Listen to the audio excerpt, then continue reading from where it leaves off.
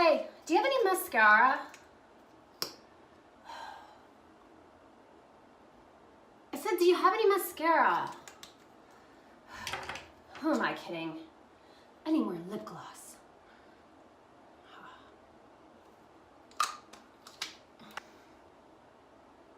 Now I'm ready for prom night. I just hope no one tries to kill me for the secret I've been hiding since I was 11 years old.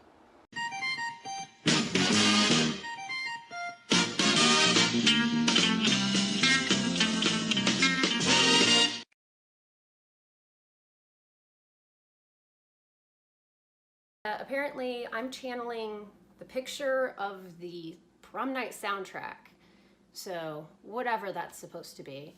But I will tell you, old people, the whole time that I was putting this together, in my head, I was singing, I can bring home the bacon, fry it up in the pan. Uh-huh. Do I not look like I could be the Angelique girl?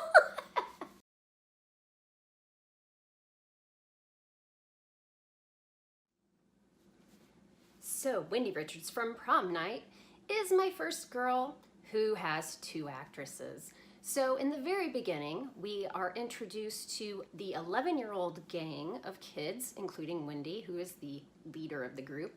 And she is played by Leslie Scott, who only did this in acting. Apparently, she was told by the director to play it as bitchy. She did a pretty good job.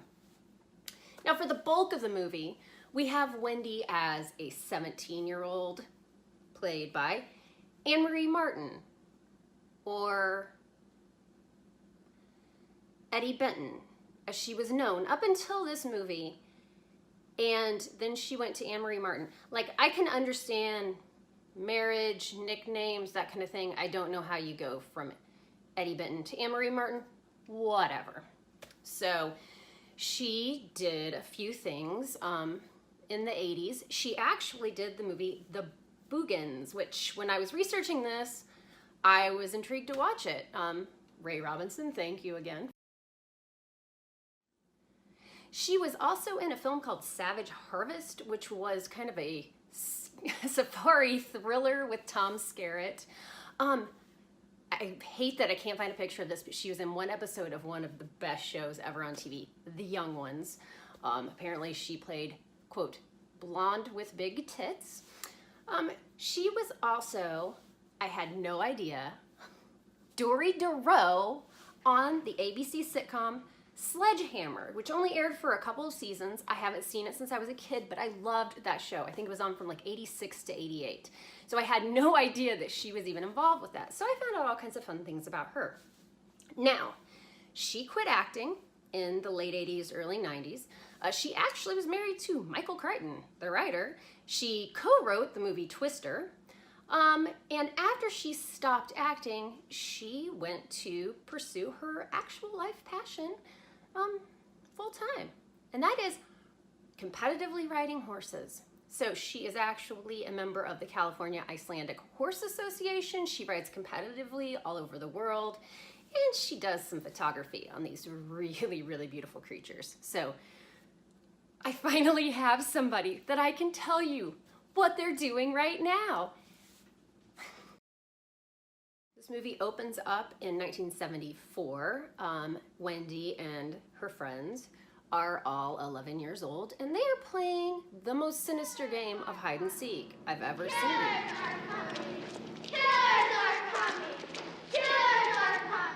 So basically, Wendy is sort of the ringleader of her group. So we've got Jude and Kelly and Nick who are playing the game with her. We have Kim, who is coming to play the game with her. She's got her little brother and sister, Alex and Robin, tagging along for whatever reason. And Robin, like an idiot, even though Kim walks away, decides she's gonna go into this abandoned convent where these mean kids are playing sinister hide and seek about killers.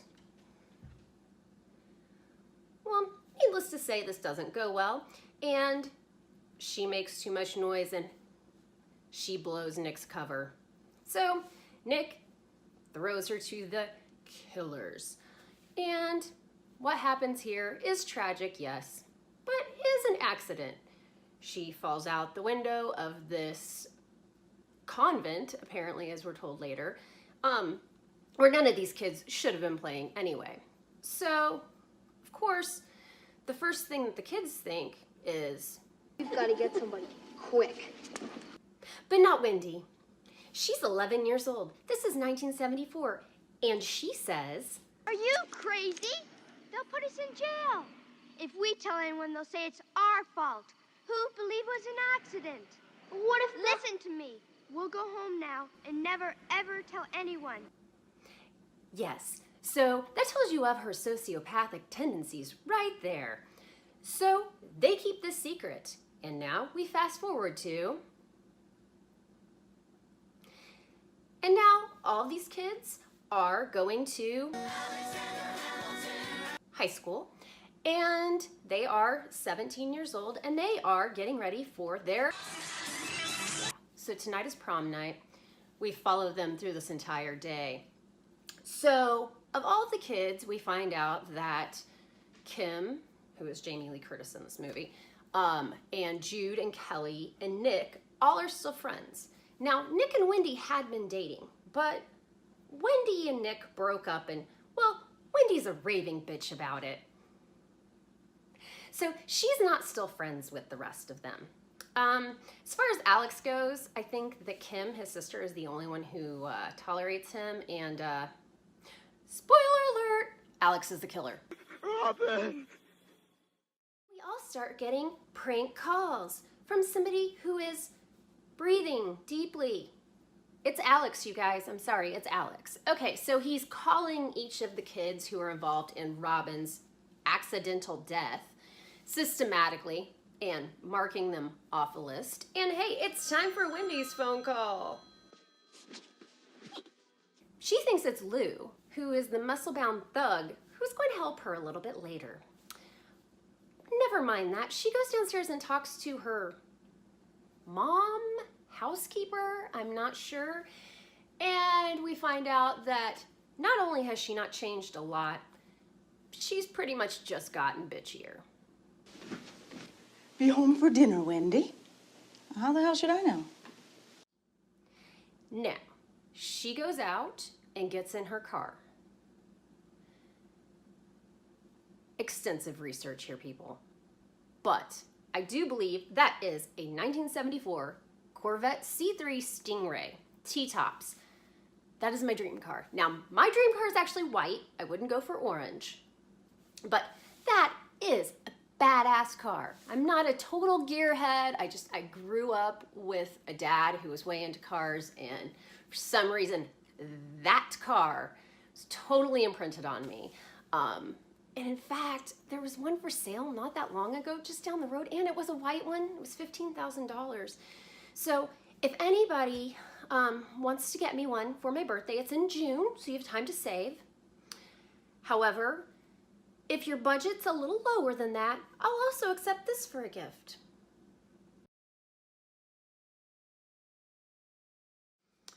Okay, so it is the day of prom, and there are still kids who are trying to troll for dates for prom. I've never heard of this in my life. So Jude, who is the dorky one, who really doesn't look very dorky, is still trying to find a date. And Kim is still trying to pawn Alex off on her. They get to school, and we find out that Wendy doesn't have a date, and that Nick is taking Kim. So, as you can imagine, bitchy Wendy doesn't like that too much. So, as the nice girls are walking down the hall, they see Wendy trolling on Nick. Now, something to note about Wendy. She wears red as a 17-year-old the whole time. I don't know if this was intentional or not. She only has 2 clothing changes. She did not wear red as a kid, but I feel like it was probably intentional to kind of set her out as the devil, and man, oh man, is she. She's really a bitch. She really is, but she's a fun bitch. You gotta love her. Okay, so of course, they've already voted on King and Queen of Prom, which I've never heard of. Again, whatever. And Kim is going to be queen. and she's going to the prom with Nick, and of course Wendy is pissy about this. So Kim decides to go to the gym to like practice her disco moves, just to get ready for the night. So Wendy catches Kim busting a move on the dance floor, and she tells her that she better be careful because things will go back to normal after.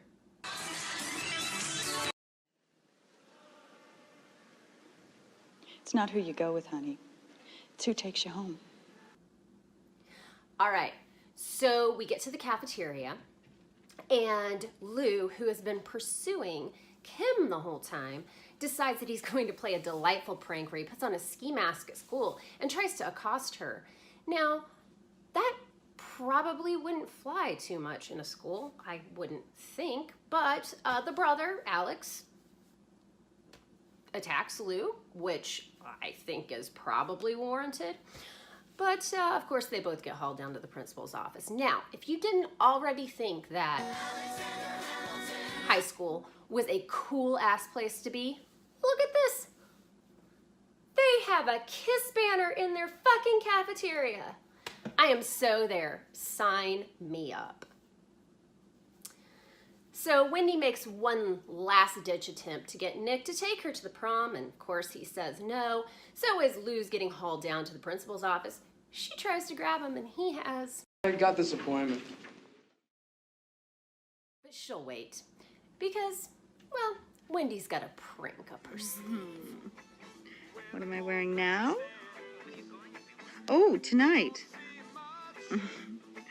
Yeah, well, you'll see soon enough. So Wendy slims it up with Lou to get her prank enacted, and she tells him that the car gets her around. The only time I truly hated Wendy in this whole fucking movie. But, you know, she springs for the old hungry man dinner for Lou so that they can do this great plan. But nobody is supposed to get hurt, of course. So in gym class, Wendy finds her yearbook picture ripped out and put in her gym locker, and she doesn't think that's funny. So, after school, there's a rehearsal of the prom procession? Whatever. She and Lou spy on this with a very Natasha and Boris kind of look on their faces. And you still are wondering, what kind of sinister plan do they have? Wow, I can't wait to find out. Now, I know what you guys are thinking. Rebecca, you like horror movies, and specifically slasher movies. And so far, a girl has innocently fallen out a window. I assure you, slashing will come up, but not before. We have a little disco madness, kids.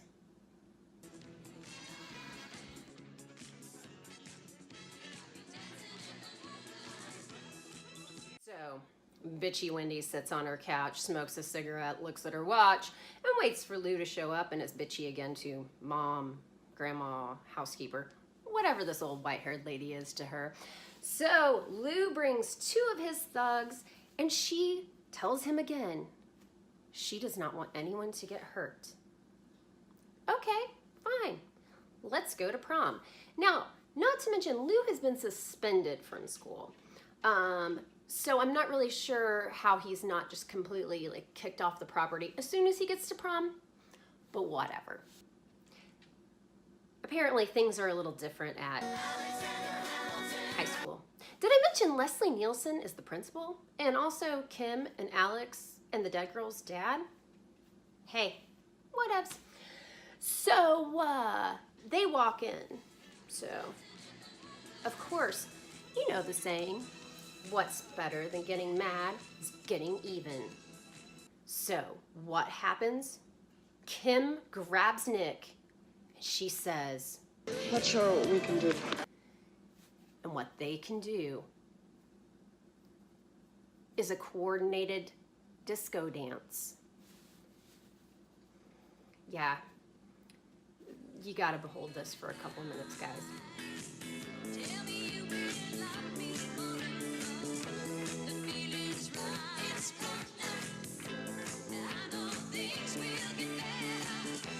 Okay, so the thing about proms throughout the ages is that they tend to be a snapshot of the worst trends that were going on at the time. This is 1980. There were some really bad trends at the time. So the theme of their prom is disco madness. They have a dance floor that lights up a la Saturday Night Fever. They have really bad disco music, although I can't get that prom night song out of my head. It's not too bad. And there's a lot of hairspray, lip gloss, sequins, the whole shebang. Everything about the scene, Vaseline on the lens, you know, we've got it all. Disco balls, I mean. The prom sequence in this is just 1980 freeze framed in its worst possible moment. It's really beautiful. It really is. So, of course, a girl has to have her mascara.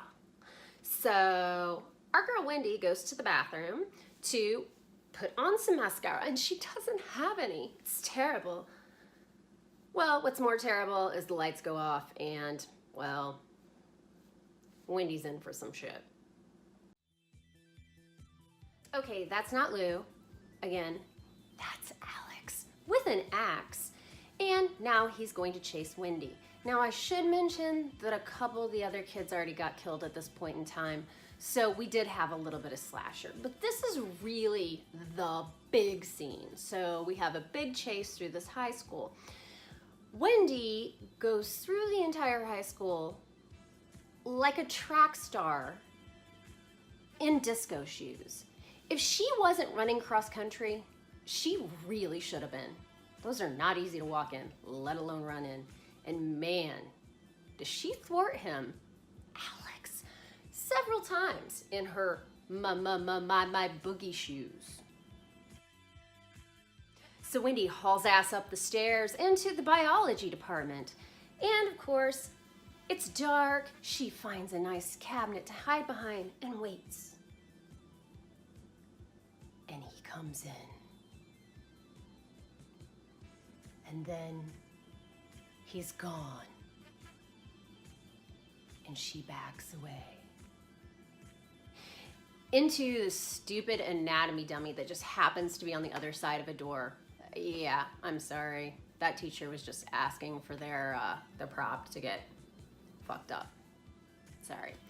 So, I've worked in many schools, kids. I am an educator by trade. And I can honestly say that I have never seen a shop class right next to the biology classes on the second floor of a school.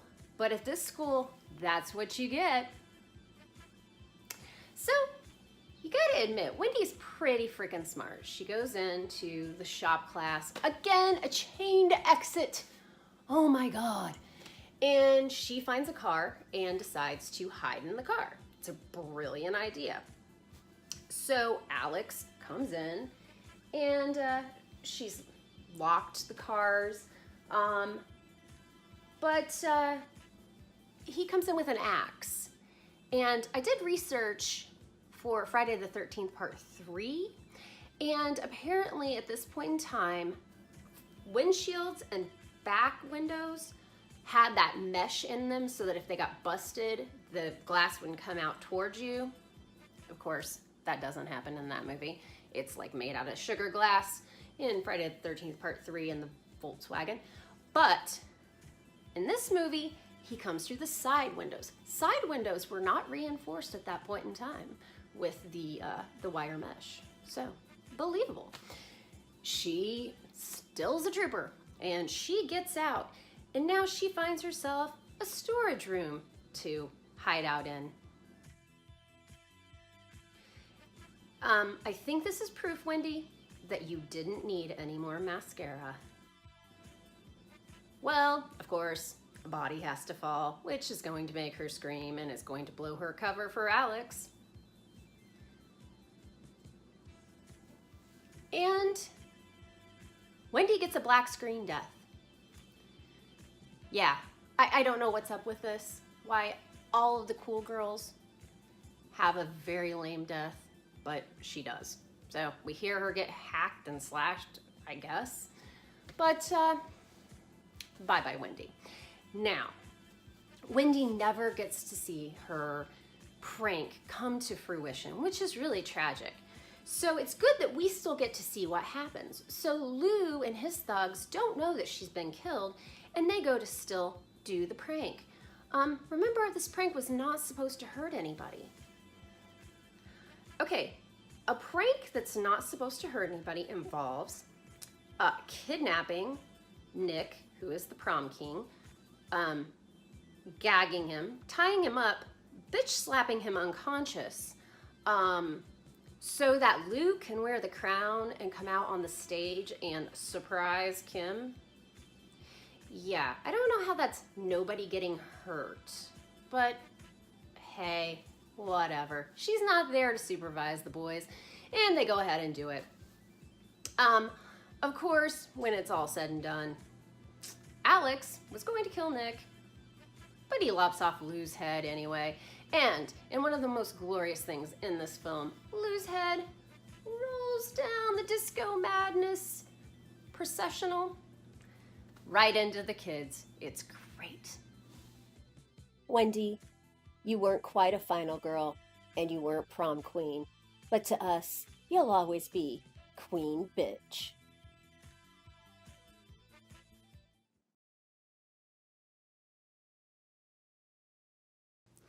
Welcome to my glamorous garage. Now, this is a public service announcement. So, not to mix my prom nights, but Hello Mary Lou prom night 2. Probably my favorite bitch ever. Oh, she's awesome. But it's not about her. It's about Vicky. So Vicky has to rummage through Mary Lou's old shit in the theater department because her mom won't let her get a new dress. I just want to say that today at lunch, I spent about 15 minutes at Goodwill, and I got this scarf and this lovely ensemble for $8 $8 was potentially what was keeping Vicky from being possessed. I'm just saying. Prom night, everything is alright. Cleaning up my shit, prom night. Oh, I can't remember the lyrics now. Oh, prom night. Something about being uptight, alright, and having no lyrics, and a lot of things that rhyme with you. Yeah, 'cause that's hard to do. Ooh, ooh. I can bring on the bacon, oh, gently, right up in the pan. Oh, gently, the end of the day, now forget you're my man. It was on a lot of soap operas when I was a kid, okay? It was a big commercial. For like the 3 of you who know what I'm talking about.